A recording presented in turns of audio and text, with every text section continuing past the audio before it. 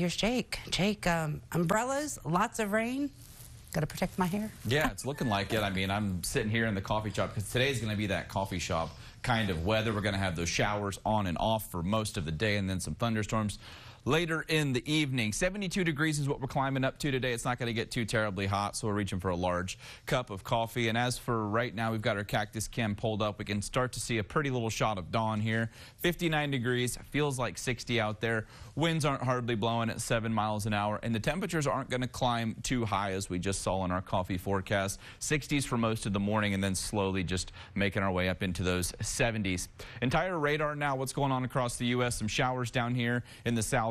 Then we look a little bit further west towards like New Mexico and Arizona. I mean, these are freeze watches down there in the southeastern half of Arizona. So look at how far south that those freeze watches are in place. This green right through the central half here, that is not a freeze watch. That is a flood watch for the amount of rain we're probably going to be getting later tonight. Look at how far south it extends all the way into Tom Green County in the northwestern half of our viewing area. We're going to use the Futurecast model to kind of see what it's going to look like. So coming out of the south this morning is where these showers are going to come from. We kind of see them pushing their way up out of the south, slowly trying to turn and come out of the west. This is now around 8 o'clock tonight is when a lot of this, the winds are going to shift. The temperature is probably going to drop just a little bit. And we're going to watch this storm slowly build its way up. So now we're at 11:50, almost midnight tonight on the western half of the viewing area, slowly just crawling its way across the Concho Valley. So now we're at 6 o'clock, 6:30 in the morning. So about 6 hours has passed, and this storm has only moved a matter of 100 miles or so. So there's going to be a good bit of rain falling out of the skies, some lightning,